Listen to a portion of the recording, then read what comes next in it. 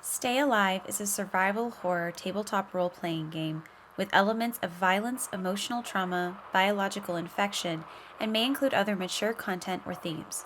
Viewer discretion is advised.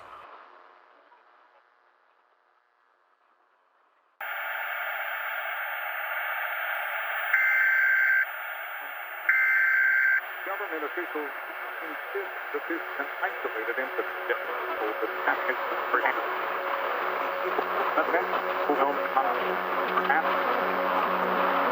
We will continue to keep you informed.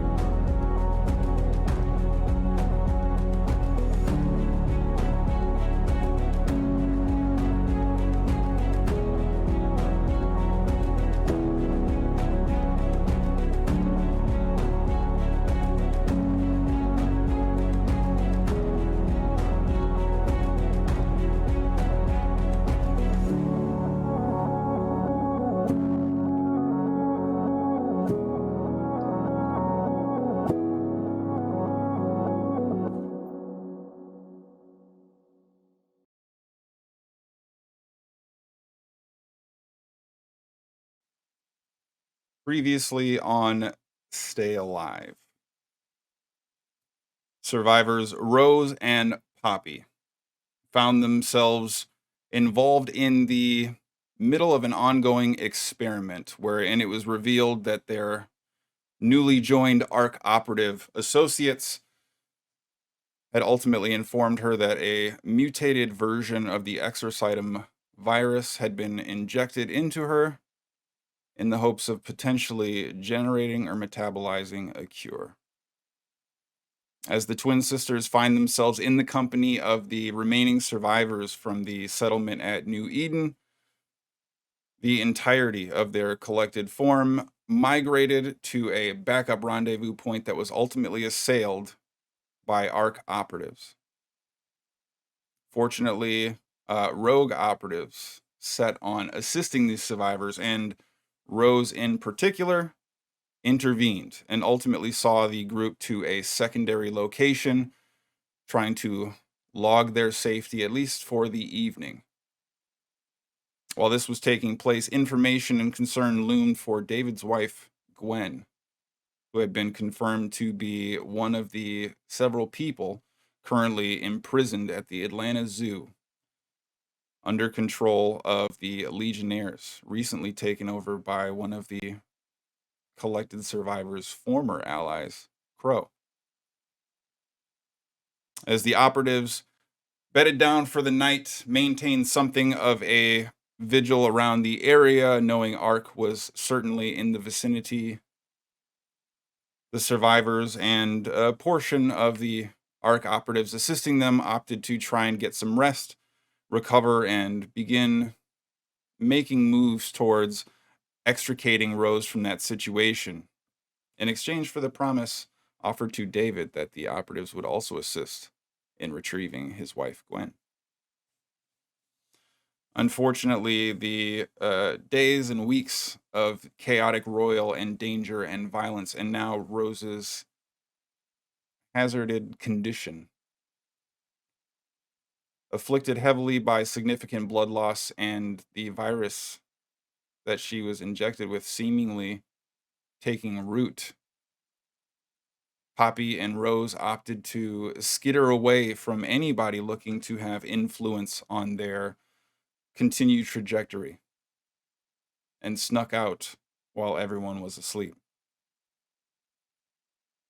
Unfortunately, their freedom would be short-lived as ARC operative Roscoe ultimately slept and tranquilized the twin sisters before absconding with them with a report of them being brought towards the doctor.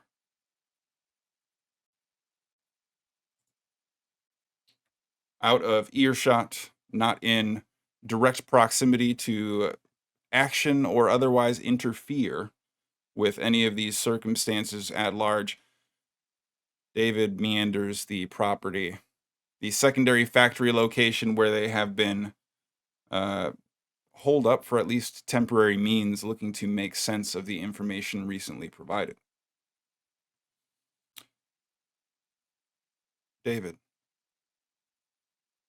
as you find yourself just traipsing around the very edge of the perimeter of the factory, the interior of it now growing somewhat quiet as the survivors of New Eden, the fellow combatants in your survivor group, and the ARC operatives not currently on watch seem to have settled in and gone to sleep.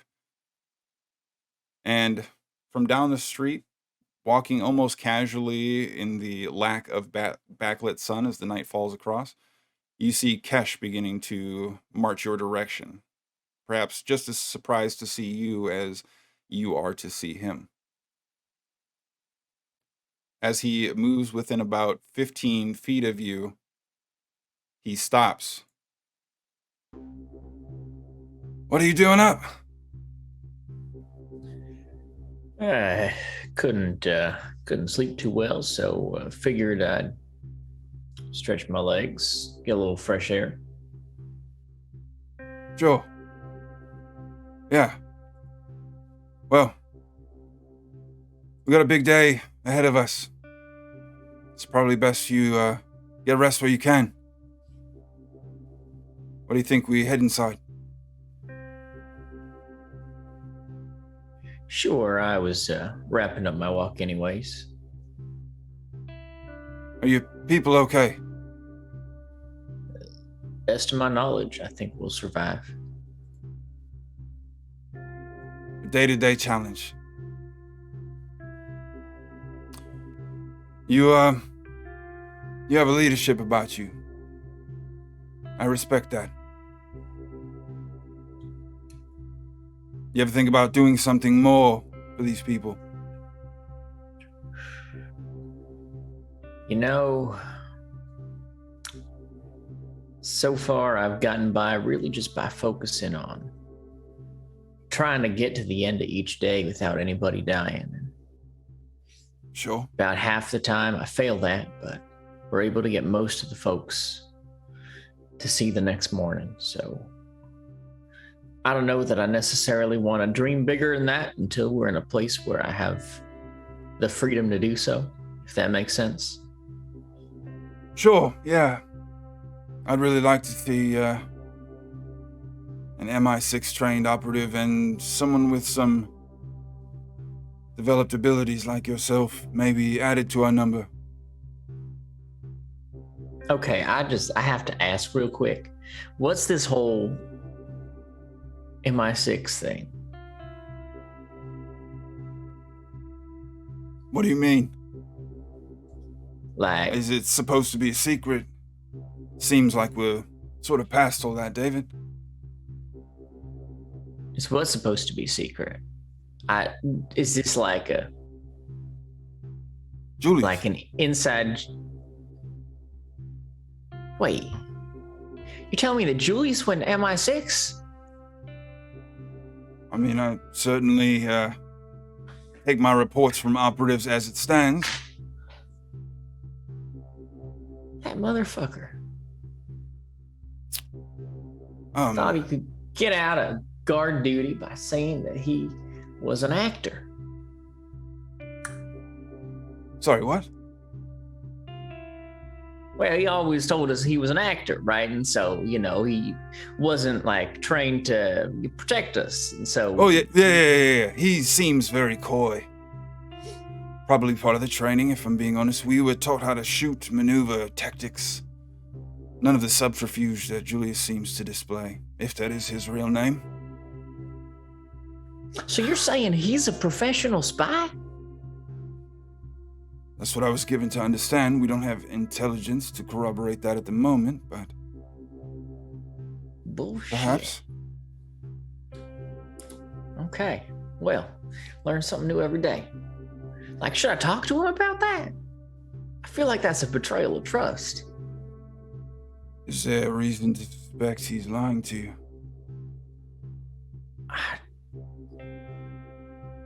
I don't.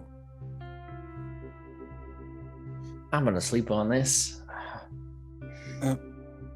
Sure. I'll sleep on it. I'll figure it out. Thank you for telling me. I appreciate that. Yeah. Well, think about what I said. Like I said, we could use good people. Well, let's see if we can get my wife back first. I feel like that should be priority number one. Everything else can follow that. You're not wrong. Tell you what, I already had them move the munitions. We're getting ready to make our move, but I need you to know I'm sincere. I'm here to help you. I'm here to help all of you. Maybe a demonstration. An effort of trust. Come with me. And he rounds towards the front of the factory, looking to push towards the street side where you eventually first approach the factory. He quickly leans up against the edge of the wall, hand placed on the back of his pistol grip for his rifle, leans around very cautiously, looking to scope the scene for a brief moment. As he takes this quick peek, you see him step outward, pushing into the street now with a casual stroll, pushing directly towards the armored truck that Julius and Bastion had previously brought back. Are you intent on going with Kesh in the moment?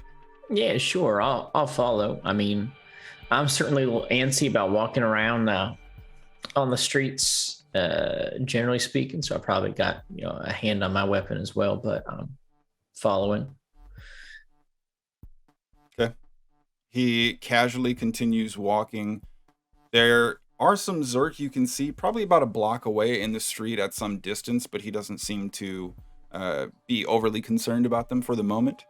But as he moves towards the back of the armored truck, you see him reach underneath his vest, pull a small chain out that is holding a key that he uses to open up the back of the armored truck. Flips both doors open. You see a couple duffel bags lining in, but directly next to them, almost in the center of the walkway, you see two sort of unusual looking devices, specifically from whatever kind of action movies you've witnessed before, or what frame of reference you might have from any kind of B-movie 80s style military setup. There appears to be two rocket-propelled grenade launchers sitting right in the middle of the walkway. And you he just grabs have these? in, reaches, pulls one out. Yeah. RPG.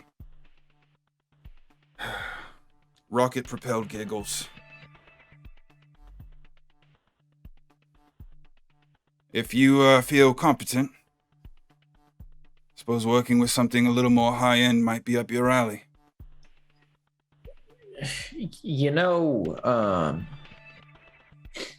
I am a chef by trade, not a soldier. Perhaps at some point when we're making a move, I can borrow it for 2 seconds with some supervision to shoot one person. Not really meant for shooting people per se, but sure, blow up one small area, ideally with a specific person in it. But think of it as like a puree device of sorts. Yeah, sure. All I'm saying is maybe I don't hold on to this, but when the time is right, I borrow it for 30 seconds with someone to be like, no, point it this way, that's the wrong end sort of shit. And then just fire one, and then I immediately give it back because I should not be entrusted with anything this dangerous. Right. Well, you just point this end at the thing you want gone, and sure, we'll work through it. But we need additional people mounting for what may be coming up. So I'm happy to help in the moment when it is necessary, but professionally, I think maybe I just hold it and someone else can do the shooting. Like that would be ideal. it's kind of a self-contained. You know what? That's fine. As long as Rose is okay and we get a move on by morning light, we'll be in good shape. Yeah. Hopefully you won't even need it. Sure. Well, but good to know you have it. Worst case scenario, I'm always happy to be helpful in dire times. We can leave this here for now. I mean, I don't need it tonight, unless you probably don't want to makes sleep a good with pillow. it. No, Sure, definitely not. Sure. But hey, let's head back in, and then we can check and see. Maybe Rose is feeling all right or whatever, and then we'll, She was in bad at least shape. I'm gonna try to tuck in a little bit. Yeah, good idea. And he turns without saying another word, beginning to walk towards the entrance where you first came in, the shambling Zerk closing in another 20-25 feet during the time where you had this exchange, ultimately leaving them behind, very slow moving compared to the average. I'm gonna say, do me a favor and make an effort to notice on your way back. Sure. Hey, am I still concussed from today? I answer my own question. You are, however, I am gonna say on the trailing bomb of a very different sort, we'll have you catch the tail end of the hype train for being well prepared as well. Oh, sure. All right. Well, that's great because that's an 11. I'll take that. So as you are walking back, you see Kesh resting both of his hands on the buttstock of his rifle, casually moving towards the factory with the same casual air that he seemed to bring when you first were brought out into the street to check the truck. And as you look at the side of it, you see a small smear of blood, almost as if two bloody fingers had been draped across the side of it. And then directly below on the ground, in this scattered collection of rubble-covered road and dirt and dust that's been accumulated, this air of filth that kind of lays over top of everything due to the decay of the structures around it. You see another small patch of blood, almost as if a wound had been sat there for a brief moment.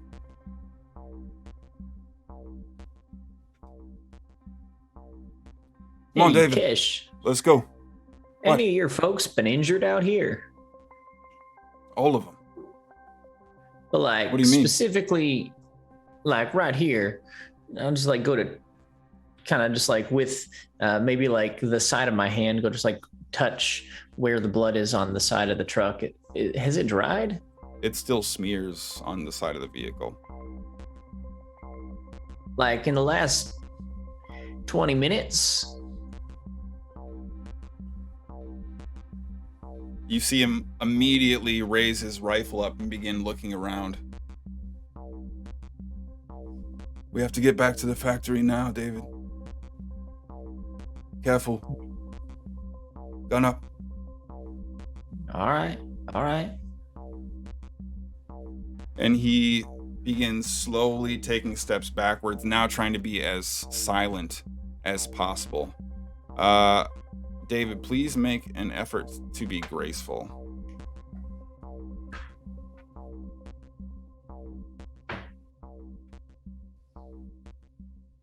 That is a 4. Okay.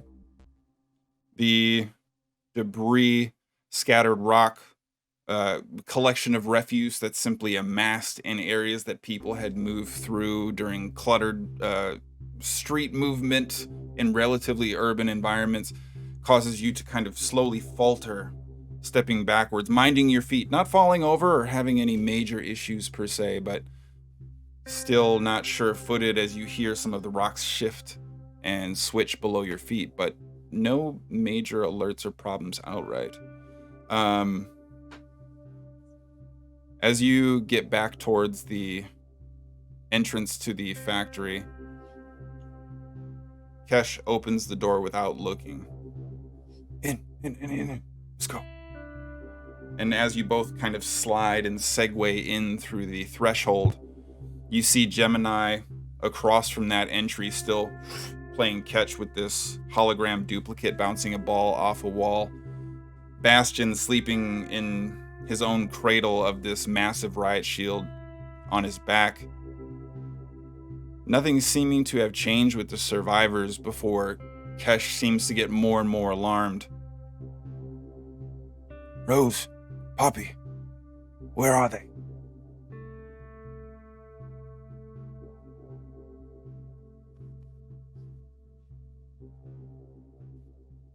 David, did you see them? I saw them before I went out on my walk, probably like 45 minutes to an hour ago. Let me go walk through and see if I can find them. They were kind of over in that section.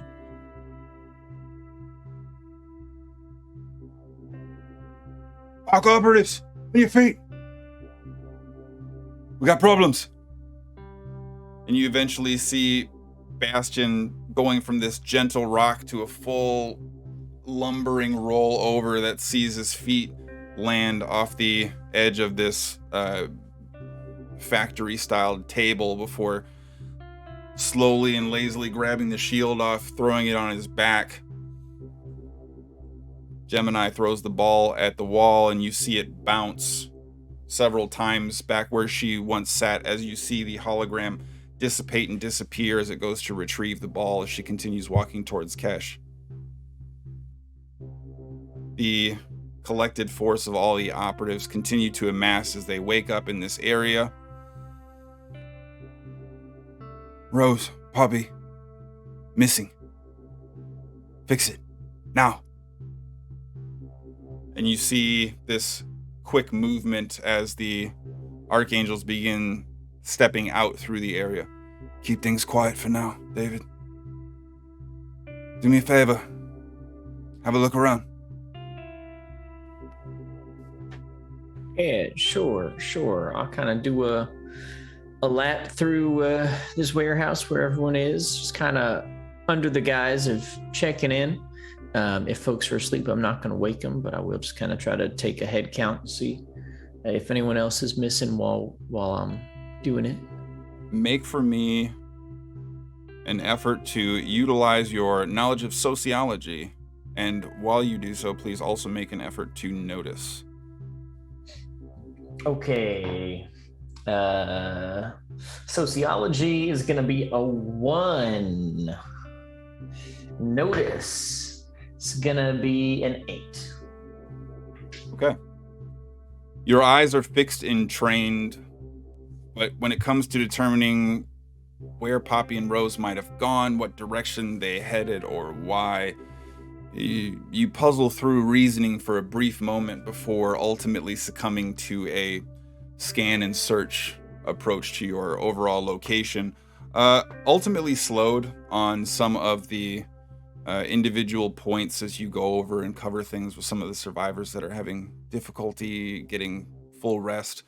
Awakened by the commotion, easily startled by noises, especially given recent circumstances, not able to necessarily locate any point of access or anything of note. As you continue to carry on, you ultimately almost collide with Bastion, both of you sort of casually maneuvering around. Bastion standing there with his hands on his hips, kind of just flexing, getting his shield more situated and comfortable on his back. Find anything? David, Nope. Can you hear me? Oh, yeah, sorry. I'm okay, believe it or not. Did We're not blowing see Yeah. Rose or Poppy, but otherwise, everyone seems fine. Look, I went for a walk outside. Maybe they went for a walk too. Like, they could just be out getting some fresh air. Yeah, that's a problem. Kesh is going to be angry. Well, what to do? What would the MI6 agent do? Wait a I'm gonna have to minute. think about that. Are you in on Julius too? I mean, if we can add another talented agent to the team, I don't see a reason why we wouldn't.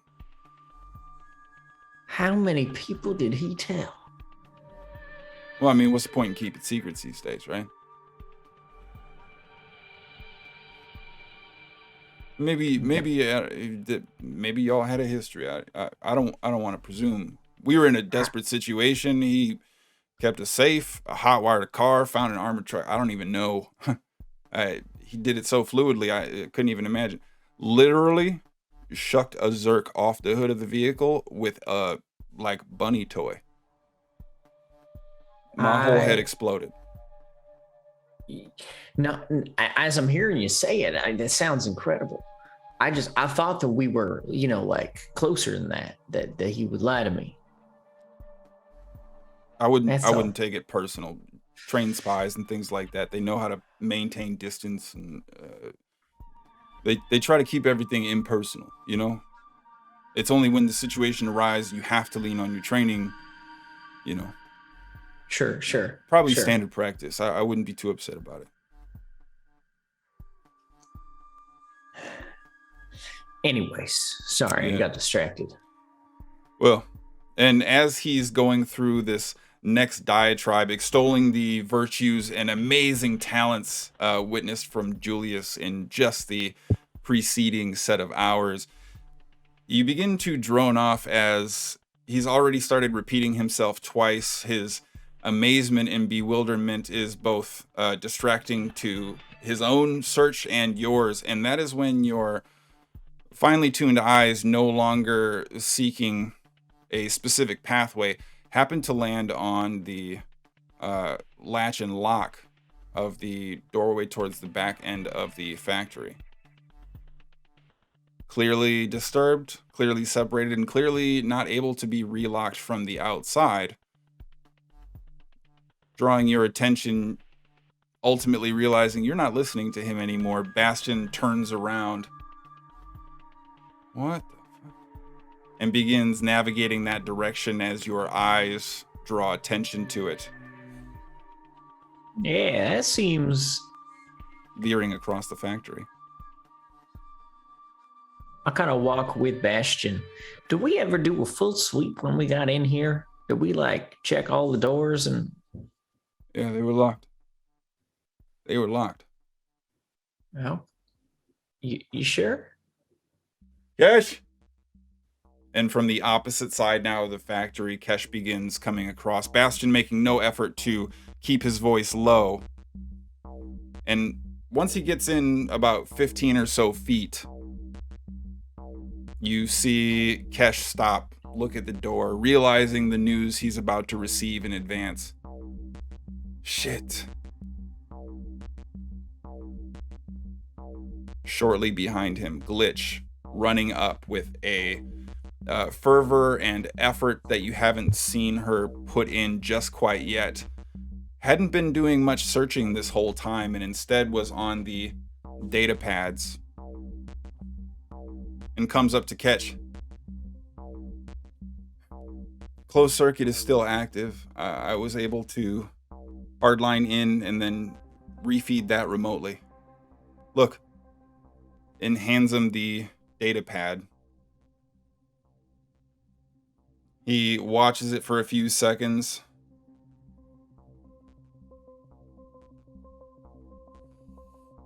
Change of plans, David. Let's go get your wife. And he hands the pad back and walks away without saying another word. I mean, I'm not going to complain about that. Are they all Glitch right? stares at you for a brief moment, holding the data pad in her hands. Sort of shoves it back into the scroll from which the lenticular screen actually comes out of. Everything's going to be fine. We have eyes on. We're able to confirm that she is still there and alive. Kesh feels that the tactical advantage right now is to make sure that we move on the zoo while we have an opportunity to secure your wife. Sure, I agree. I think that's a great choice. I fully support it. It's just, the parental instinct in me. Do we know where they went? What is on this pad right now? What did you just show him? Make a effort to influence the subject of conversation. This is going to go so well. 1. Understand, of course, that we have access to very classified data.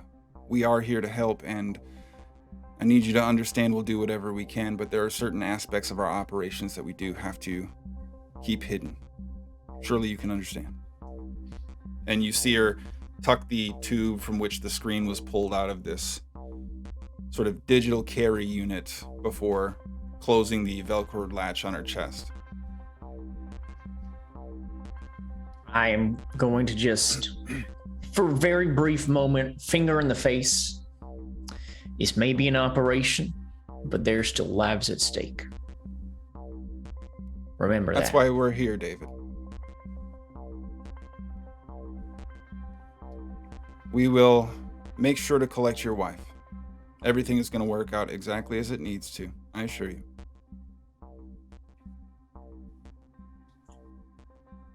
All right, what are we doing? Anybody who you have that can fight, get them ready. All right, well, someone go get Julius, I guess. Well, we definitely want him to join us. That would be beneficial. Yeah. We got a couple others. Let me go rally the troops.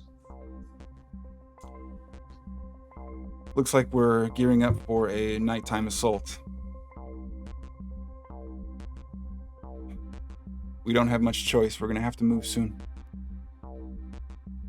No, that's all right. I mean, look, I wasn't really probably gonna get much sleep anyway, so we can go right now. Let me just see who I can grab, whoever might be available and in fighting condition. And I'm going to go around. I seem to recall that Shay is still alive. Maybe we could set her up in like a sniper position if she's feeling all right. Shay was near the back door of New Eden when it exploded. Oh, right. You have Kara left from the original council people still. Okay. All right. For some reason, I thought Delaney and Shay had raced over here, and not Delaney and Kara. My bad. Okay. If there's any other able-bodied volunteers who want to come and join us, I'll grab them. Otherwise, I'll just make sure that I get Julius's attention, and we'll go. All right. Do what you can. We'll cover the difference. And with this robotic efficiency that has almost the semblance of a smile, this vague perception of trying to be cordial and friendly, Glitch gives you a half nod, turns around, and begins to walk away in a very purposeful and driven direction back towards where Kesh is now, specifically conferring with Pause and Gemini near the entryway to the factory.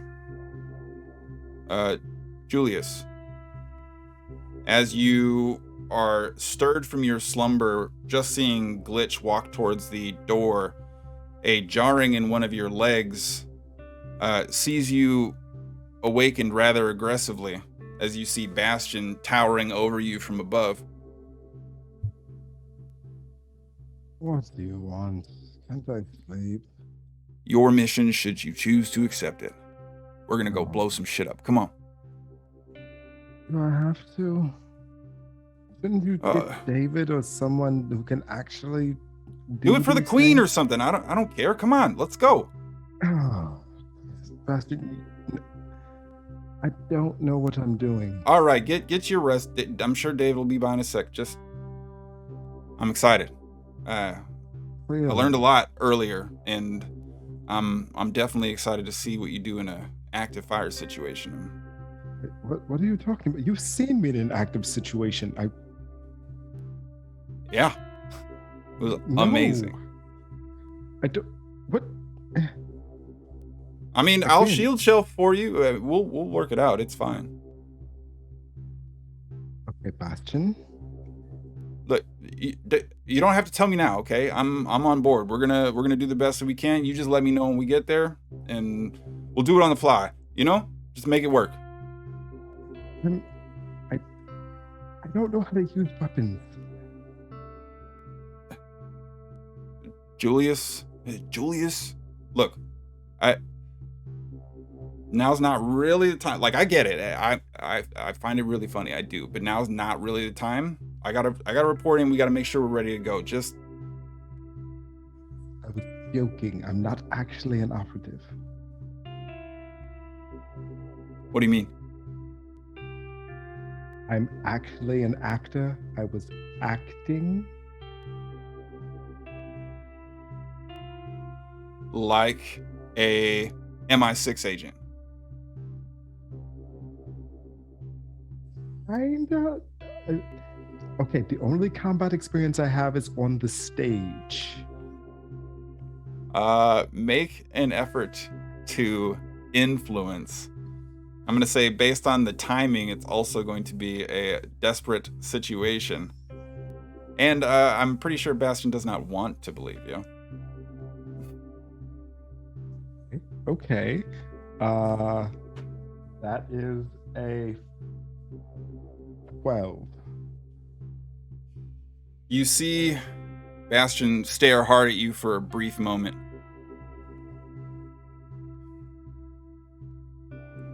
You mean like an actor? Again, Juilliard, not Quantico. Like a make a movie on a stage actor? Like Shakespeare. I was an understudy for Hamilton. Like, you were just an understudy? do you know how hard it is to get onto the main cast of Hamilton? The tour or the original? The original. That's more impressive, yeah. And you see Bastion begin to panic a little bit and immediately goes to his side, pulls out a sidearm, points it at your face. I'm gonna get you!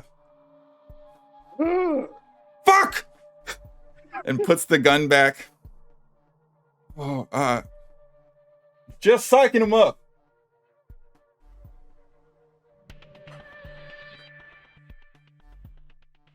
All right, Julius? A lot of people think you're going to be very helpful in the very near future, and I think the break a leg equivalent to we're going to go into a firefight is not telling them that you are an understudy or a play. Do you understand what I'm saying to you, Julius? I have been leading man. I was just the understudy for Hamilton. Anything I would have seen? Have you seen Othello at the Globe? No, I haven't. I'll be honest, I don't see a lot of theater, actually. And if we're being fair, tickets to Hamilton were really hard to get. They really were. I mean, yes. So, look, I'll find a way to tuck you out of the way or something, but this is not news we need to break right before we're about to go into a fight. It was levity. I was trying to lighten the mood. You did a bad job. Clearly. Still just psyching him up. Just. All right, Julius.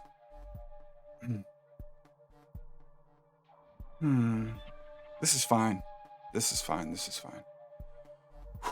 Maybe I'll find some more of our high-end goodies and you'll be all right. Just I'll figure something out. Just keep this to yourself right now, okay? Hey, what do I do if... Wait, who else did you tell? Who else knows? Who else thinks I'm an MI6 agent? Oh, just assume everybody thinks you're an MI6 agent, Julius. Oh, yay. All right. Well. Oh. And he That's turns to slowly walk away as you can see the wheels turning with each step, kind of just over his shoulder. If someone asks, just act. Just act. Act, Julius. Yeah. Are we talking Roger Moore or Daniel Craig? I don't know what you're saying to me. I don't know what you're saying right now, Julius. I need you to keep it together. I just need you to keep it together right now. I just need you to keep it together. And turns and begins walking towards the collective of operatives up towards the front. As Bastion leaves in his wake, David, clearly looking to make sense of things in this immediate circumstance, follows shortly behind. David, are you looking to do anything specifically? I'll just kind of walk him by, seeing that Julius and Bash have already had a conversation. I'm sure that Julius is apprised of the situation. Just kind of give him like a pat on the shoulder as I walk by, be like, hey, come on, Kingsman. We got people to save. David, you know me. I am not an MI6 agent. Are you sure? Because that's what everyone is telling me. I was acting. I was making a joke. You saw me trying to spar with Nathan. It did not go well. Maybe you were acting. I just confused him with big words.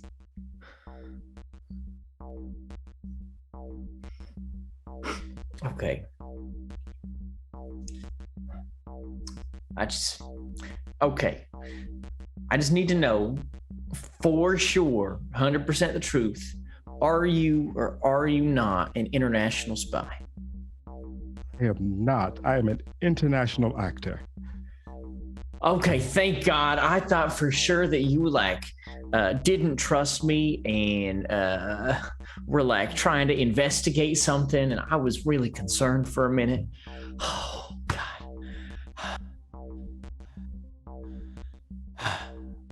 Yeah, no, I'm still completely useless in a fight as I once was. So there's still that. Wow. Oh, they really had me going there. Oh shit. Okay. All right. David, they want me to go into a firefight and blow things up. I don't handle the pyro on stage. I don't know how to.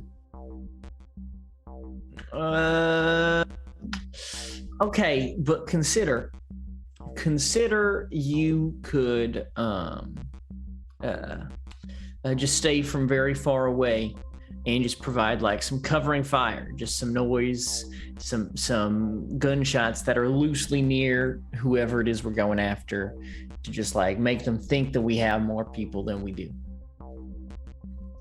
Consider that for a moment. As long as none of our people are in front of me. I think that is a wise course of action. I think we can make that work. I'll kind of put a hand on his shoulder. All right. Great. Glad to have you on the team. Man, gosh, I thought for sure there was some kind of like government conspiracy thing. And then from over David's shoulder, now in the huddle of ARC operatives, Bastion kind of looking up over everybody. His towering form kind of gives you a little bit of a thumbs up, knowing nod before consulting the rest of the group again, as a bit of a thrum of noise and discussion begins taking place with the operatives up front. After a number of people have eventually risen to their feet, Kesh ultimately kind of moving and segueing over to your huddle, the survivors of New Eden sort of amassing around you. But around the same time, you feel a hard and aggressive tug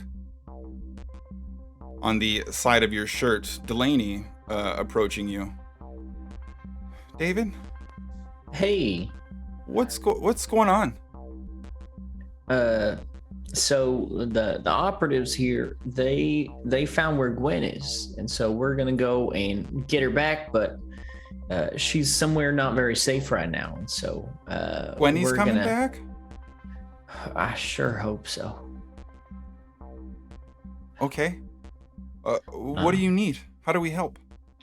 I think for the time being, y'all are gonna hang tight here while we go and get her, and then we'll all go someplace safe after that. So Oh. can you kind of help folks stay here and keep safe and keep quiet for a little while? Yeah. Can you pick up some medicine while you're out? Oh, sure. Who needs what? I don't know. Kara's sick. I kind of give a quick glance over. If I've got 2 seconds, even if it seems like I can kind of slip away from whatever this kind of briefing huddle that Bastion seems to have set up, I'll slip away and just kind of take her and just go do a quick check-in on Kara. Okay. She's currently wrangling some of the children and some of the younger adults, as well as some of the additional supplementary people that are probably a little bit less dramatic, but a little bit more Julius in nature, we'll say, for the sake of their skills and prowess. But ultimately wrangling the remnants of New Eden, preparing for some activity they have yet to be notified about. As she sees you come over, oh, David. Yes. What's happening? What's going on? The operatives know where Gwen is, and Well, that's wonderful. Wonderful news. we're gonna have to go and get her back with, I think, a little show of force. Oh, Not the safest place to be right now. goodness. Delaney said you're not feeling well. What's up? It's nothing. I'm just something setting in. Maybe I don't know. I Hey, you didn't get bit, did you? No, of course not. I'm just it's been a long day for all of us, you know. Sure. Just, So, like, what kind of sick? Right. Do you feel it in your chest? Do you feel it in your head? Like where? just a small probably the dust from this factory, and just feeling a little lightheaded. I'm sure it's nothing. You have far more important things to be dealing with right now, David. You're going to get Gwen, right? That's the plan. I'll send one of the operatives. I think one of them's got like some medical stuff on them. Just see if they can give you a quick once over before we go. No. I insist. Especially if you've got anything contagious, we want to catch that early, nip it in the bud. Well, there's only one. How this whole contagious shit thing started. We're worried about, right? No. If everyone's got the flu, we can't very well go somewhere. I suppose that's true. Hydration is already an issue, I suppose. Being cavalier about it isn't any better, is it? So, take a seat, and I'll have someone swing by over here in just a second. All right, David. All right. And she segues around as you see the rest of the people massing up, and she's trying to kind of calm everybody down. Some of the children brought towards the front, going immediate crisscross applesauce in front of her as she's trying to dictate and orchestrate some sense of calm as she goes to address the group in your absence. I would like to beeline to Kesh. Okay. He's just finishing what appears to be the primary discussion with Gemini, Glitch, and Pause. All of them sort of turning in unison at your approach. Glitch takes a step forward, then a step to the side as you see her true form ultimately heading towards the door that she was originally guarding before unlocking it, the hologram form in front of you quickly dissipating as it collides, moving through your form. Pause and Kesh remain standing there in front of you. What's the matter? just real quick, but would love to ease my conscience before we go. Do we have someone who's like loosely like medically trained here in your team who could maybe just give like a quick like check? Kara, who is kind of taking care of the kids over in that corner, I'll kind of point, says she's not feeling well, and I just want to make sure that it's nothing serious before we go. So, as much as I want to go and get Gwen now, I think it's also important that we take care of the whole group, you know? You see Paws kind of turning to look at Kesh this whole time, almost this look of bewilderment, kind of the perpetual eye roll held in place. After you finish, Kesh turns to her. Yeah, all right. Moving past you, raising the gaitered coverage over her face. I will be right back. Great. And Thank begins navigating over towards the group. All right, you and your agent ready to go? I think we are. We should be about ready to go. Might want to see to it that he's outfitted with something a little better than that turtleneck of his, but yeah. I'll see if we can scare something up. Well, let's get a move on. Ready when you are. He begins moving towards the door. You see Paws moving over to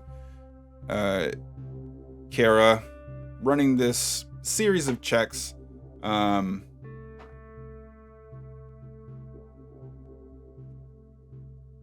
Coming back relatively quickly after holstering some kind of medical device.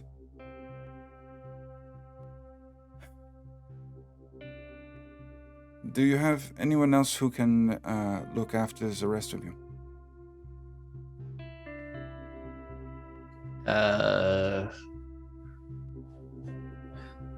Is it necessary? I think I could probably convince a volunteer if there was a need, but no one immediately jumps to mind.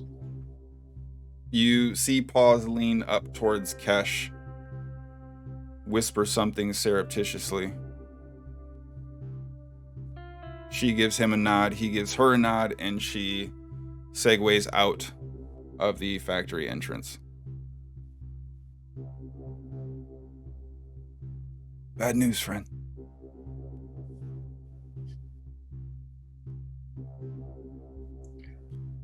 She's got a scratch. She's infected. Shit. Paws gives her 4 to 6 hours. Oh, so, all right. Okay, so, yeah, let me talk to someone, maybe.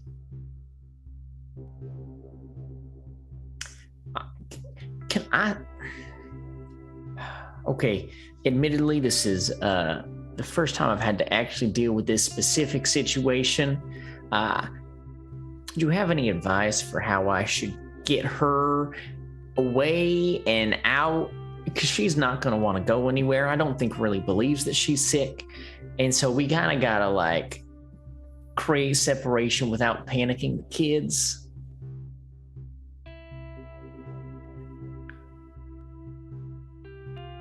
He reaches behind his back, pulls out a small caliber pistol, reaches into one of the pouches, begins to attach a sound suppressor on it. In their final moments, people need to feel like they have a friend. They need to know why and who you are to them. And then you need to make it quick. And he turns the pistol over by the suppressor. I've been through this before. If you prefer I handle it. It usually is a little bit better coming from a friend.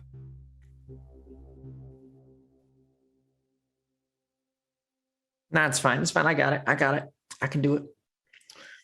Are you I sure? can do it. No, but I'm gonna do it anyways.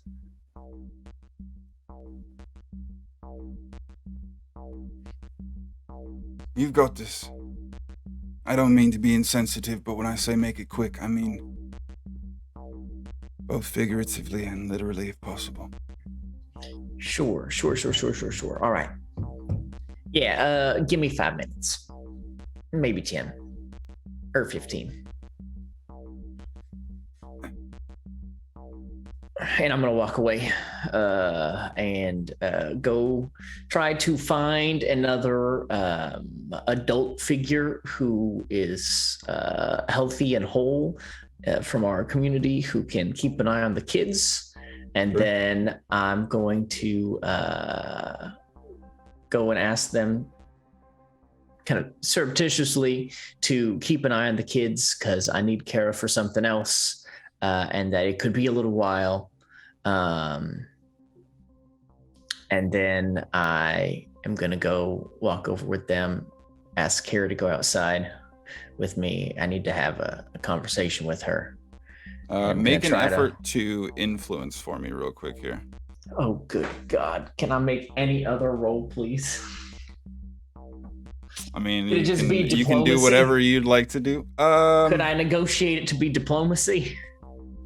I'm saying you're not looking for a specific exchange and you're trying to be inherently surreptitious about this. I'm going to say that essentially what you're trying to do is influence both atmosphere and people in this, so diplomacy might not apply.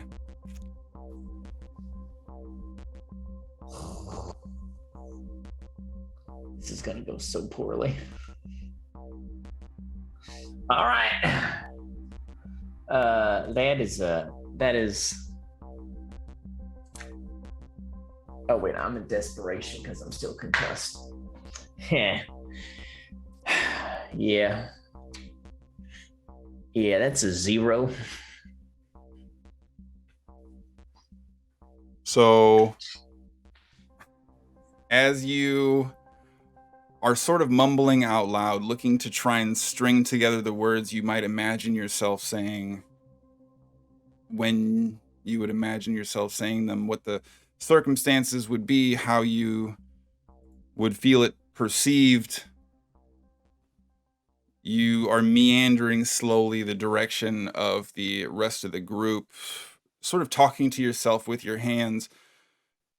And instead of trying to delicately massage the situation, you realize only the briefest moment after that this gesturing with your hands includes the holding of a pistol with a suppressor on it as you're riddling back and forth. And instead of a subtle and delicate message to convey a sense of low-key approach, kind of blurt out this, I need to speak to Kara, as you're waving this pistol a little bit erratically, sort of out of sorts. Kara, immediately kind of taken aback, sort of puts the gun down by your side. David? What? We're all stressed. What are you doing? What the hell is the matter with you? So sorry. Kids around here. I need to have a conversation with you right now outside. I have asked someone else to keep an eye on the kids. Please. Well, the conversation needs to include you minding your manners. This is absolutely absurd, David. Totally uncalled for behavior. You know what? You're right. I am going to work on that. Would you please walk outside with me right now? We can have this whole conversation. Oh. I see.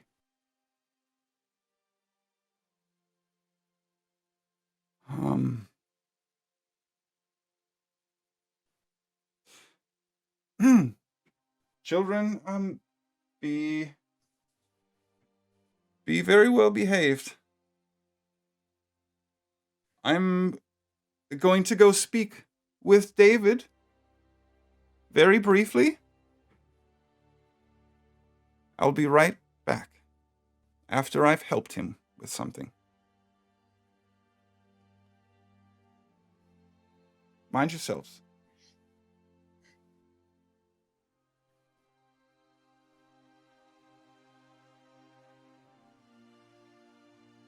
David?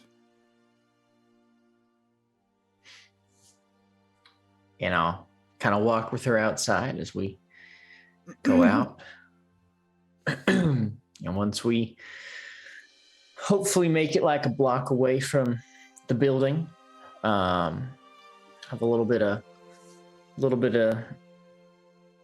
time to talk, I'll say, look, I got bad news. Doc checked you out and said you got a couple of hours left to live.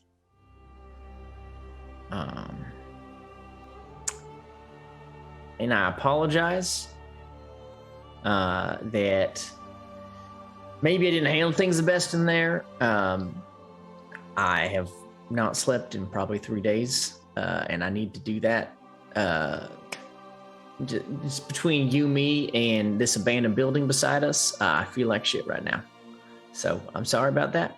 I'm not feeling all that great myself at the moment either, David. I can imagine. Hey, I want to say thank you, though. You've, well, there's no other way to put it. You've been like the one keeping New Eden together. We have a lot to thank you for managing things, for looking out for everybody, taking care of everybody. You've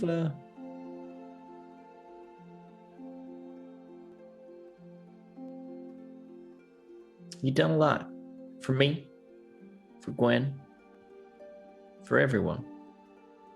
So I just want you to hear me say it. Thank you. I don't think most of our community would be alive right now if it wasn't for you. Your hands are more capable than you give yourself credit for, David.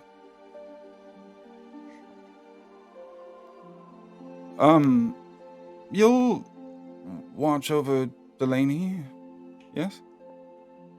Of course I will. Yeah. Do you want... We gotta... I mean, you said a couple hours. Do you want like a last sip of whiskey or go scrounge up a cigarette or something? I feel bad not like, you know, David, letting please. you go out on your terms. Those things will kill you.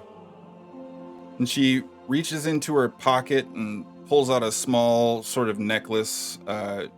Hanging in the middle of it, pulls off a small ring that she slides onto one of her fingers. I suppose I'm as ready as I'm likely to be.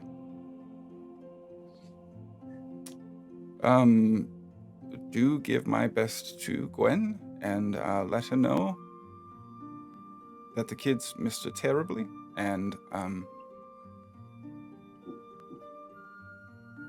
keep an eye on everyone, please, for me, David, would you? You have my word. And we've discussed this, even now, more than ever. Promises are important, David. I know. I'm gonna give her a hug. A long, Hugs long you back. hug.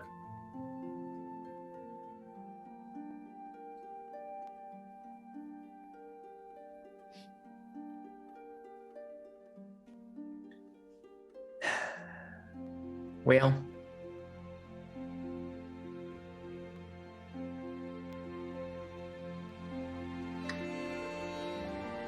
never particularly like saying goodbye, so I guess I'll see you later.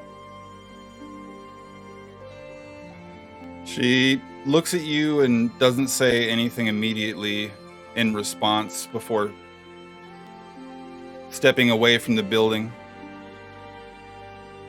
Looks up at the sky. The one good thing about all this is you can see the stars now, David. It's a beautiful night.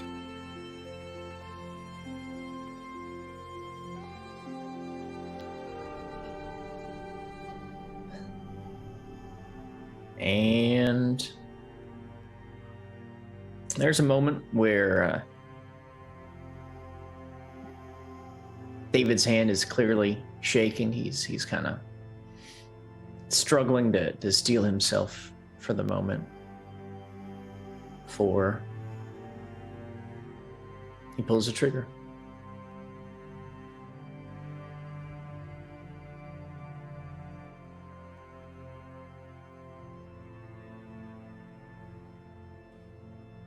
The moonlight continuing to illuminate the immediacy of the area. Kara otherwise being very purposefully inattentive and in a very small and measured capacity. A muffled shot. Louder than you'd expect. Certainly the full kick in force of a gunshot, but Kara's form definitively falling to the ground. I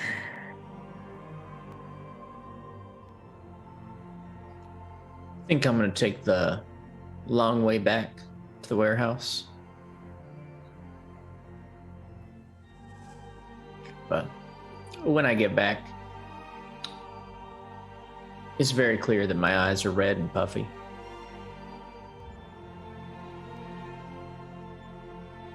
Oh, it's done.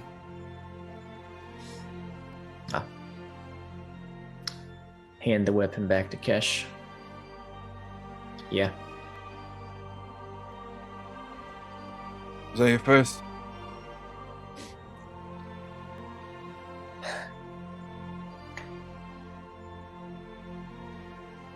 The first loved one. They don't get any easier.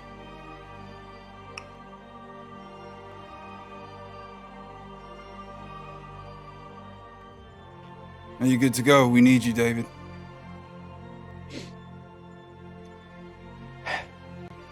Yeah. Yeah, I'll be okay.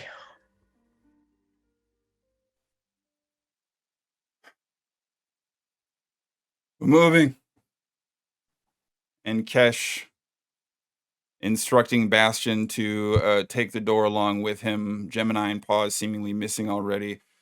Glitch now navigating the data pad that she uses and carries, elongated and stretched out across her forearm. All of you begin to segue out to the warehouse entrance as a still extremely tentative and nervous Julius is part of the casual stuttering segue towards the communal activity. His joining of the rest of the party as yet undetermined. However, moments before these exchanges and these words of note and revelations have taken place, we find Rose and Poppy in the back of a vehicle. Both of you eventually awaken to find yourselves wrapped in bags to some extent. Your form not entirely restricted, but your vision clearly obscured, your mobility certainly impacted. The sound of a engine roaring and tires running across roads certainly suggests you are still currently in motion. Are either of you looking to do anything right away?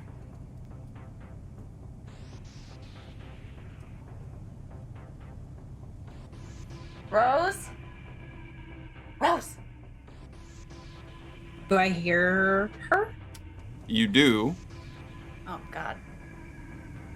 Directly, what feels like in front of your face, you hear, "Keep it down.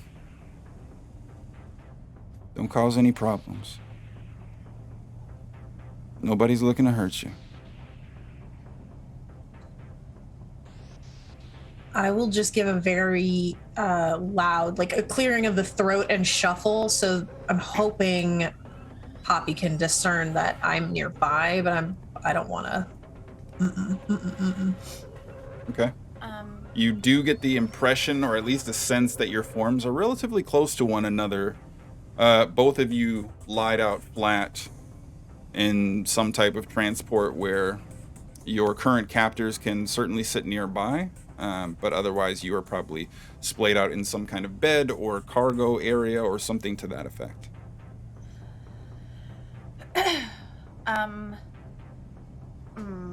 It's whatever.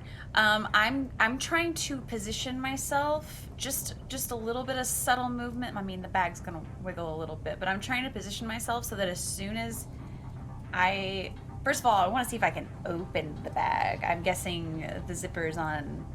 I just want to see if I can. I'm gonna say, make an effort to be graceful here. Oh, thank God. 7. Okay. There is a decided stirring within the bag itself. You're ultimately sort of kicked in the side of your arm as this voice again chimes in. "Settle down. You can make this worse for you or not. Your call." Have you ever been put in a bag? It's very uncomfortable. My arm's falling asleep, and I'm going to position. I'm just going to wiggle one more time, and then I'll stop. But I'm trying to position myself so that whenever the bag, if I can feel where the opening of the bag is, I'm trying to prepare myself to do something as soon as the bag's opened. Roll a d4 for me, please. Ew, no, I don't like that. That's a 3? I don't know what that means.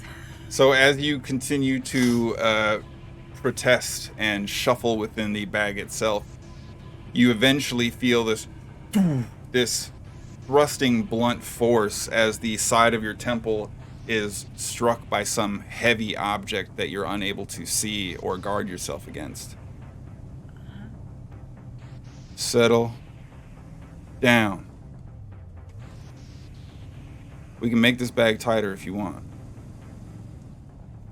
What position or movement are you looking to prepare as you are able? I want to be able to. Basically, what I would like to do is make it so that I am forward facing when the bag is open. So if it were to open, I would be able to get hands or feet you're already placed sort of back in. Well, then I just want my hands. Okay. Noted. Doing that. Rose, are you looking to do anything else right away? Yeah, I feel like as soon as I hear him make contact with the bag next to me, you keep saying you're not going to hurt us, and you keep hurting us. Said I didn't want to. Then stop. Also, Rose, as you find yourself confined in this bag, this wound still significantly impacting you from the gunshot you'd taken previously, the tranquilizer running through your system, and the actual treatment you received for the wound probably now giving way to some of the trauma and series of events you've recently been through. It seems as if not only is your body having difficulty sustaining the physical rigors that it's been through, but you find your chest growing tight.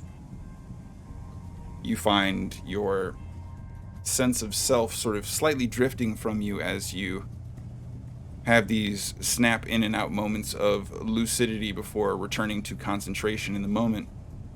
I would like for you to please make an effort to endure.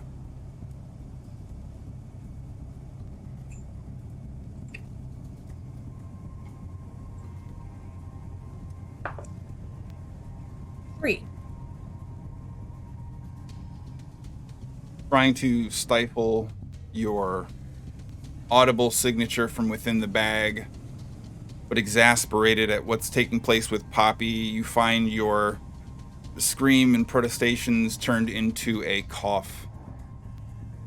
You find your arms and legs kind of growing weak, the ability to tense your calves and forearms escaping you slightly. This overall fatigue and malaise drifting across you as your body continues to work through the mutated virus that now seems to have taken hold. You enter the symptom stage of phase 2.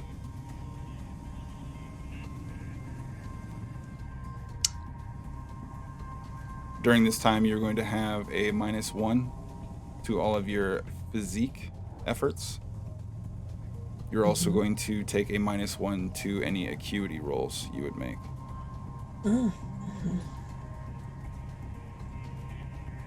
Okay. Are either of you looking to do anything else right away? I don't think so. As long as I'll start humming kind of low at first. No lyrics, just humming this tune. And if Roscoe doesn't stop me, I will continue to hum, hopefully loud enough for Poppy to hear, a song that our mother used to sing to us when we were small. But I won't say anything else. Okay. If I hear that, I will start humming along quieter because I'm not quite as tone aware as my sister is, but I will hum along just at least loud enough that she can kind of hear me. I would like to. I'm not going to move around anymore because I need to be conscious, but I would like to see if I can kind of get a gauge of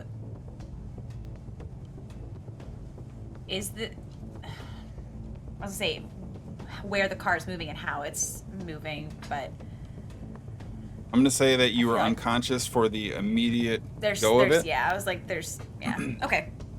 Now I'll just Fortunately, there is not that much time as you're woken up relatively quickly as you find yourselves turning and transitioning into a slower speed.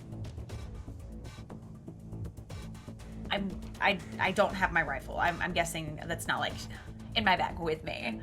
Correct. But the smaller little device, if I wiggle just enough, do I feel that still on my person? I'd say you could probably, it's probably like a really, really fat marker. You'd be able to still sense the presence of that. It doesn't seem like you were searched very heavily. Okay. All right. I won't wiggle around too much. I'll just. Okay. Thank you. Okay. The vehicle is eventually brought to a stop. You hear doors opening, closing, footsteps moving around you. There is this brief pause, this window absent of any kind of indicators of anything unique or specific taking place. The voice again leaning in close. All right. Now, remember, both of y'all be very, very good. Don't cause us any problems. Everything will be just fine. All right. Oh, shit. And a pair of footsteps pushes and carefully seems to walk and navigate in between the two of you as you find your heads quickly crammed into the top portion of the bag as you are dragged from the vehicle before both of you are slammed to the ground, probably a couple feet below, ultimately let out of the back of this transport with little care or delicacy. All you get back! Get back! Poppy, the bag is quickly unzipped. 2 operatives in tactical clothing pointing guns at you. Go over there. And you look up and around as you are pulled from this bag, sort of to see a collection of civilians that are up against a wall, holding their hands up as another set of 3 operatives seem to be holding them at gunpoint. Go on, come on. I'm gonna hesitate and look towards the bag. Are they getting Rose out? There's only this set of 3 releasing you. There's no real opportunity for them to be segueing until you've moved on in some sense. Okay. I will go just as far as I need to go. So I'm Okay. sure that takes a little bit of prodding.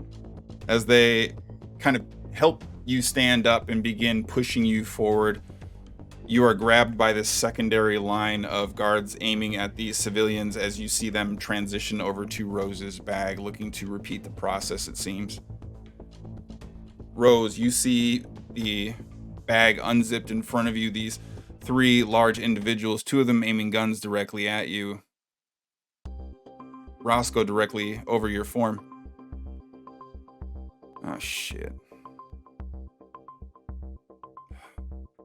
And you see the bag zip close over and above you. Hey! Hang on. Hey, we need the doc. We got a situation. What do you mean situation? I'm gonna start taking steps. Don't act like you didn't know. And immediately 2 of the guards are grabbing at you as the 2 individuals begin moving towards you and pointing their guns at you. Hey, don't make this hard, all right? I understand. These are difficult times for everybody. It's not my call to make. Just be cool. Mind yourself. We don't have to have any problems.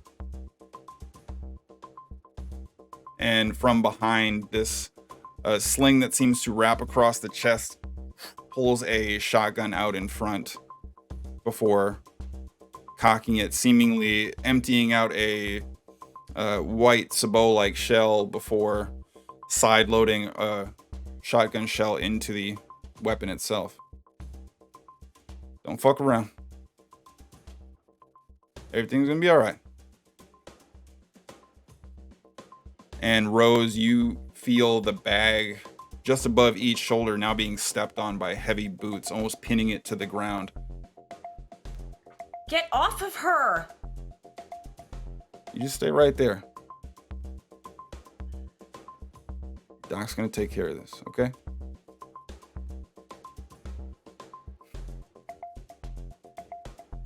Go stand up against the wall. Look, if you're causing problems when the doc gets here, okay, it's gonna be a whole separate issue. I'm on your side. I'm trying to help. Step back.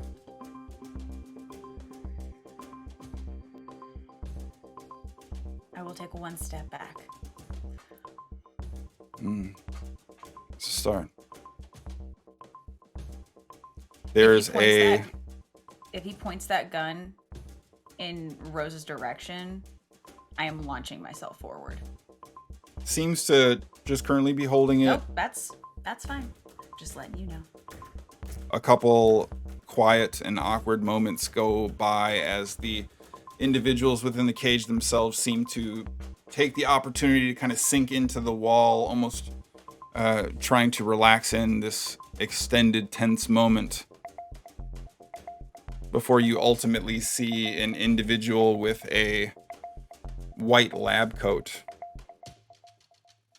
mostly balded, a gray beard that seems to drift down from the sides slightly, like a small monk strap of some kind. In the interim, right after entering, there is this sound of an elephant's trunk nearby. As he enters in, you see this brief startle for a moment.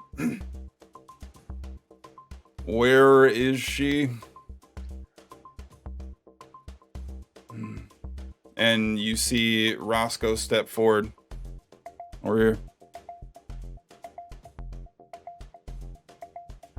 Rose, after a brief moment, you find your zipper for the bag you're in slowly unveiled this time as you see the familiar face of Dr. LeBend. Oh no. Well, Miss Montgomery, I am afraid I have bad news to convey to you. I already know. Oh, that saves me the need for indelicacies. Execute the specimen. What? And he turns and begins to walk away as you see Roscoe turn around and point the shotgun. Make an effort to utilize your fitness as two ARC operatives attempt to hold you back. 7. Well built, well trained, specifically looking for you to make a move. You find yourself sandwiched in between two individuals. An immediately hard punch pushed towards the side of your body that you find a piercing pain that ripples throughout your abdomen, and for a brief moment, both of them quickly forcing you to the ground. One of them heavily stepping on your calf, holding you in place. The other one bending you back over your own knee, this purposefully awkward position where you are being sort of maintained and controlled through weight and leverage, as you see Roscoe beginning to move over towards the bag. Rose, what are you doing?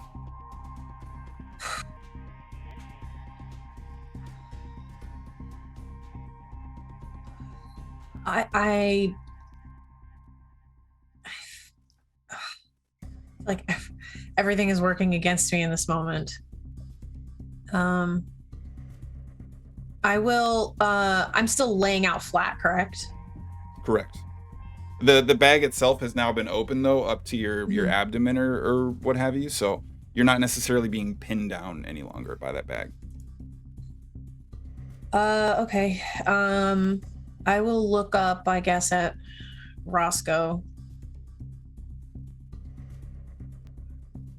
Not here. Not my call. Sorry. Not in front of her. And he turns to point the gun, and directly behind him. Excuse me, operative?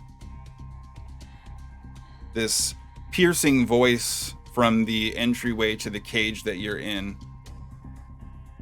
This feminine form wearing this maroon leather jacket of sorts. This fold across, but made of some kind of lighter, faux protective styled leather.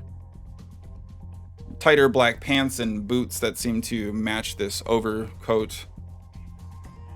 Surprisingly well put together. Relatively average features, but with a polished and casual beauty and brown hair that is both rich in hue and tightened up into a bit of a decorative bun almost. She begins moving into the cage. Operative Roscoe, you are relieved. Please step aside. That is no way for us to treat guests. As a matter of fact, I'll need this one as well. And points to Poppy. Bring her to the med bay immediately. That is an order. This piercing look, a cutting glare that Roscoe doesn't seem to hesitate much on as Rose, you find yourself lifted up off the ground aggressively. Roscoe and one of the other operatives begin dragging you out. She will be fine. I need to go with her. I promise you can see your sister very soon. I simply need a word with you first. Passing Rose off to a second set of operatives that seem waiting outside the cage, Roscoe comes back, standing next to the feminine form. Will there be anything else, Miss Morozic? No, that'll be all. Thank you. Poppy, is it? Yes. Please, if you'd come with me. My name is Abigail Morozic, and we have some rather important matters to discuss, if you don't mind. My sister's gonna be okay, right? Of course. She's gonna be okay? There are complications in every plan that takes place, but we are doing absolutely everything that can be done, I assure you.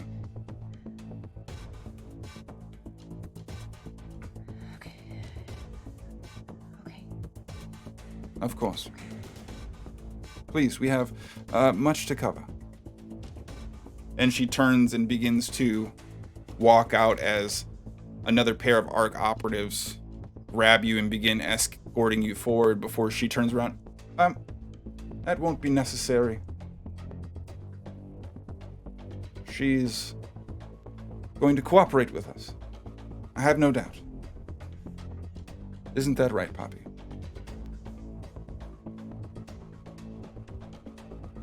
Yes. Wonderful, you see? Now, turns on her heel and begins pushing out again. As that is taking place, that brings us back to the operatives preparing for their incursion and ultimately loading up the armored truck with a large cow catcher on the front of it. Julius, what are you doing during this time? Possible for me. Oh wait, no, we lost the church. Never mind, we don't have that.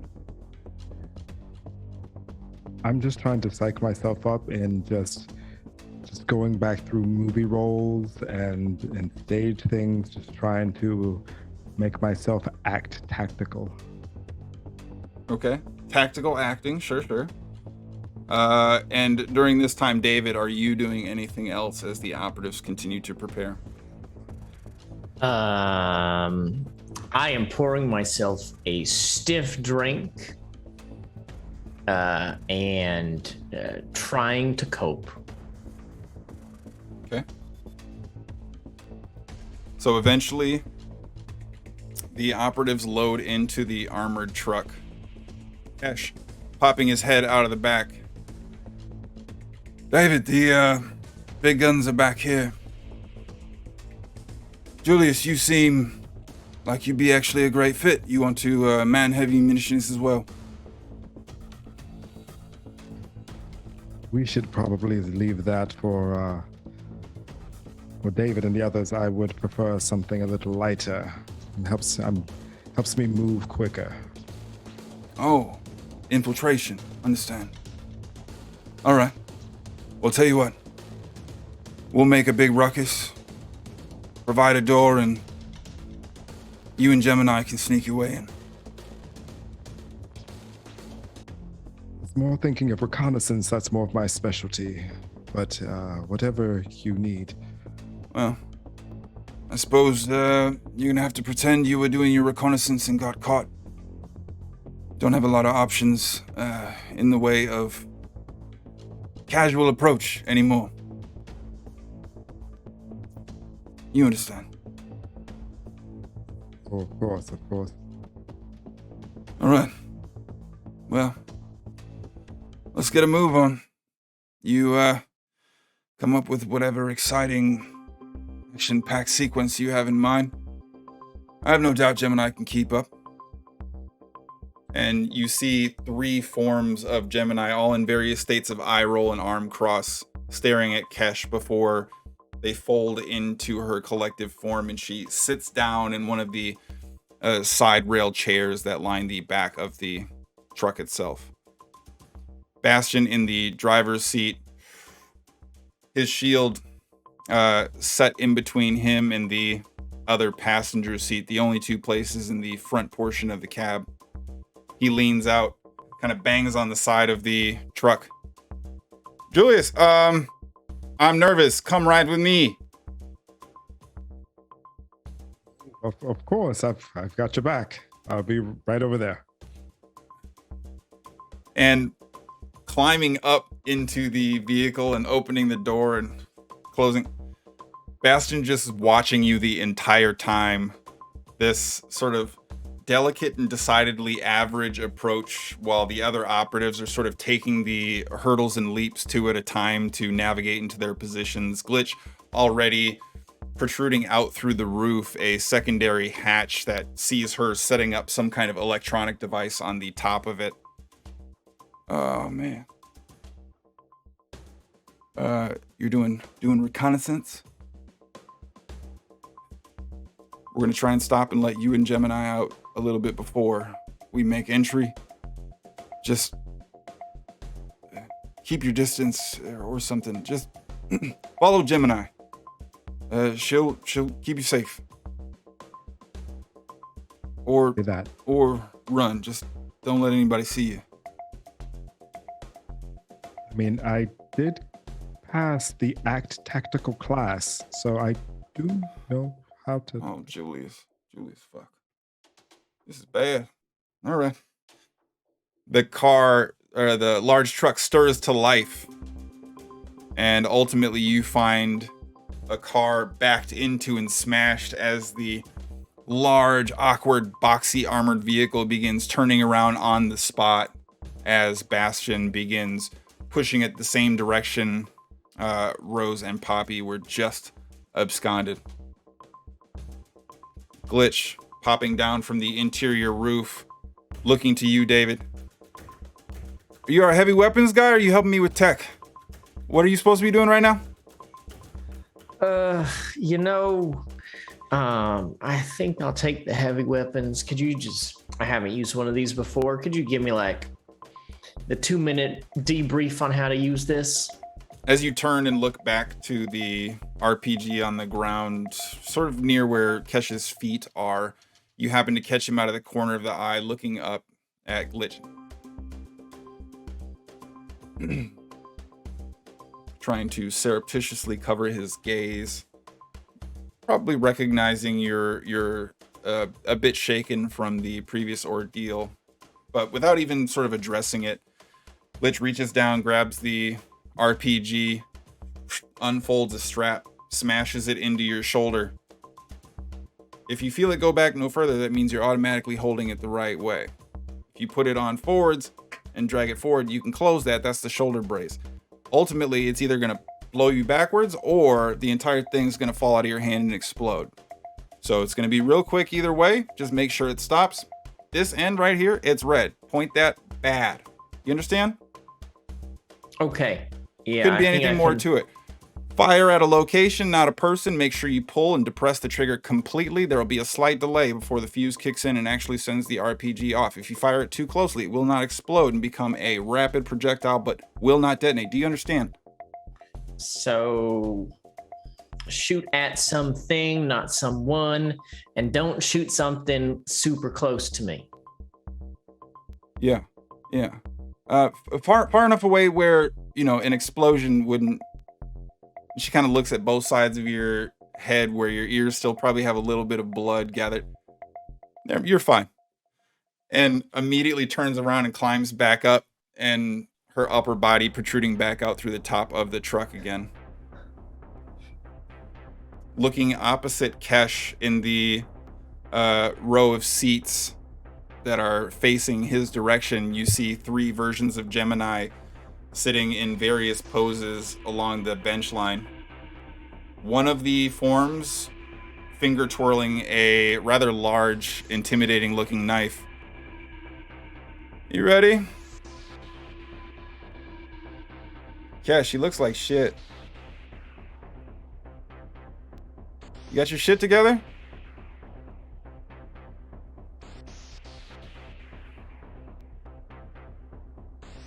Sweetheart, are you good to go? Hey, a real quick question, actually. How do I reload? Reload what? I look at the RPG. Does it only have one shot? Well, you got 2 of them, don't you? Fair point. Fair point. Hey, do you have any? And I kind of just hold up my hunting rifle, spare rounds that I could use. I think. I think I've got maybe 5 or 6 shots left. You see the form look across, kind of eyeball Kesh. Before she looks back at you, make him count.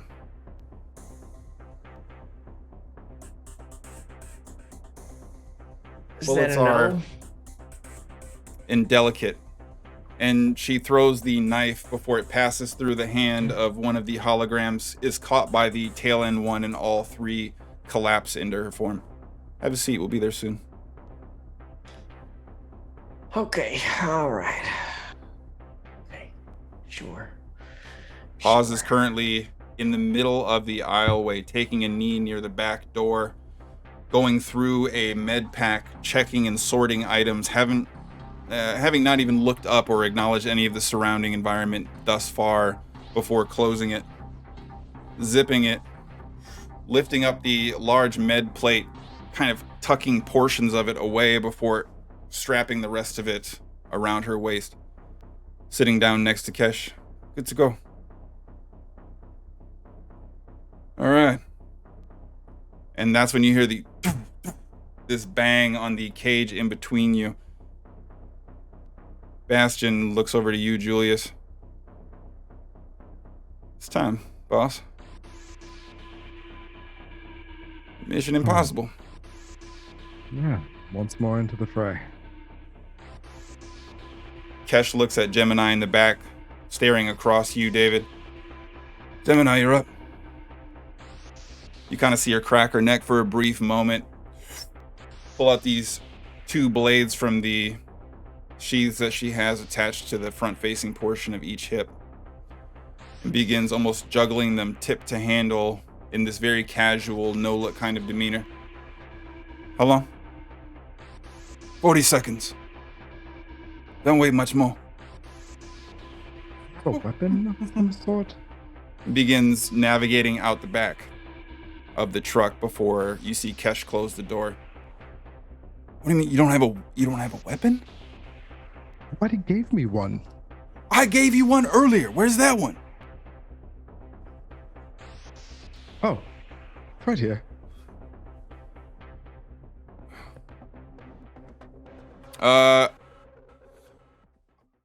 I'm gonna have you make a sociology effort here for me, Julius.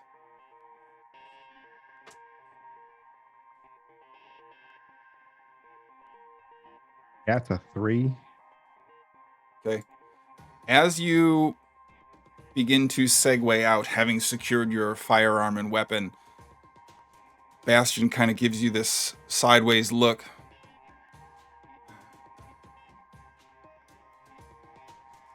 Julius, and from the back of the truck, wheels up! Good luck. And turns to face the steering wheel. I just want to look over at him. I want to pull it out and I want to eject the magazine and put it back in and do a press check and say, I don't have time to die. See, I can totally do this. Don't recite when. Just remember the positioning, staging. Do your blocking. Okay. And kind of leans over and forcibly closes the door from the awkward exchange that clearly has him a little shaken and jarred. You feel the vehicle begin to move forward again as Bastion turns around and looks back through the small slats that provide the separation between cab and rear travel compartment. As he does so, you see him grab the riot shield, which he basically leans against his chest before leaning and turning around. Everyone ready? Go on main gate. And you see Kesh reach up and grab onto a handle to secure. Pause immediately following suit, both of them trying to kind of brace into the back of the cab. Are you doing anything else right away, David? Nope. I think David is actually like completely silent the entire way there. Okay. Watching you sort of sit in the moment and process, you do get a feel as Kesh reaches across, gives you a bit of a pat on the knee. You've got this. Just leans back, focused vision out through the front slats of the windshield. The vehicle otherwise stopped for a brief moment. Julius, you see Gemini join you. You hear the car itself stir to life once more as Bastion puts it in gear for their final approach towards the entryway. David, the vehicle accelerates rather quickly. You feel a vast acceleration of speed, not maybe a lot of slimline, low drag vehicle currently surrounding you, but a lot of horses under the hood as the truck begins pushing faster and faster towards the entry point. Bastion jamming on the gas as you begin to approach the large black wrought iron gate you can see directly through the windshield. You see the riot shield shuffle a little bit as Bastion tries to stabilize and secure his position. All right, everybody, this is it. This smash pushes through as you see the iron gate completely crumble around the front windshield, and you begin taking small arms fire upon your entry.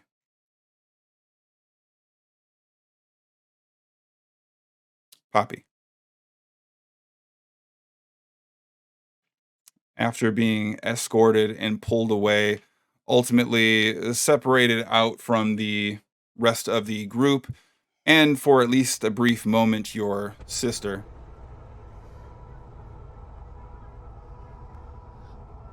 Abigail moves into a designated office space before offering you a seat opposite a rather school-style desk, almost something that would have been included in the architecture or fixtures for the zoo before anything had taken place, despite the structure around you being fabricated pop-up, something that looks like it was designed to be mobile and set up on the go.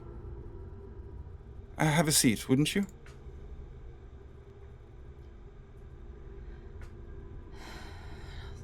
I'll sit down. I'm looking towards the door.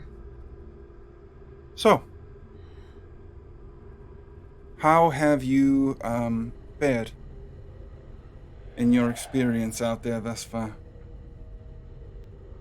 And you see her casually turning pages over on a clipboard. I'm still alive. Yes. Is she gonna be okay? Poppy, I assure you, everything that can be done is being done.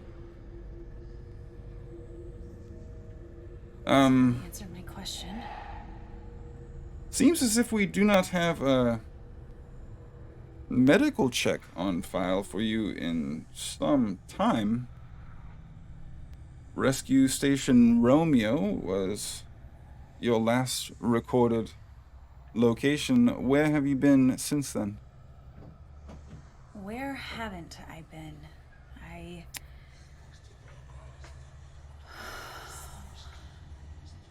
Yes? I was tracking my sister across the country. Ah, And yes. here Well, we are. admittedly, that situation, unfortunate, to be sure. You, of course, have my deepest and most sincere condolences. I'll have you return to his side immediately. We need to give the good doctor an opportunity to work his magic. You know that we are here to help. Right. Now, if we can continue. Who is it you have been traveling with most recently?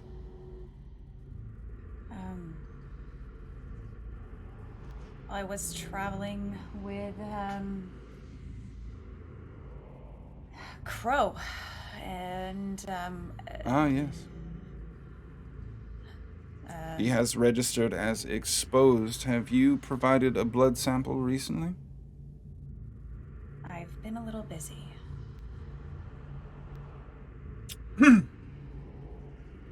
Do not mistake me trying to approach in a casual manner as if to suggest there are not a number of moving pieces in play, a number of frustrations that have stemmed from a number of your activities alone. Your sister? Crow, the brute? Everything is coming apart because of casual variables left unaddressed. I would appreciate a modicum of understanding for my situation and a little cooperation for all we are trying to do for you and your sister. For all I know, my sister is in a room dying. Operative Poppy, listen to me. You will provide a full report, as is always the case, and then you will be dismissed. And after you have provided a blood sample, I will see you to your sister's side. Do you understand?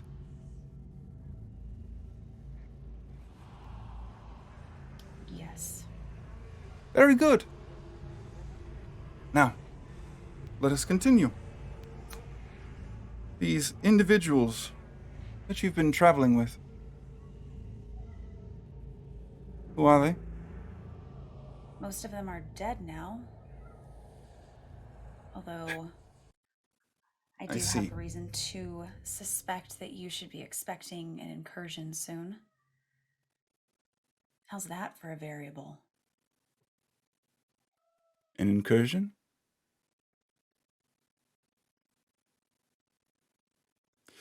The rogue disruptive elements, you mean? Whatever you want to call them.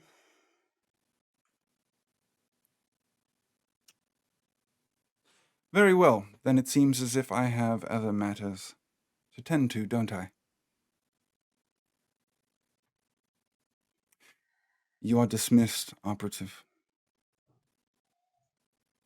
Do not interrupt the doctor's work. Wait until he is finished if you are to intercede. Do I make myself clear? Crystal.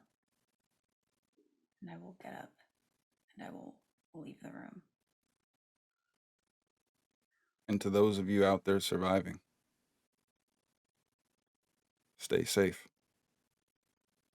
Stay alive.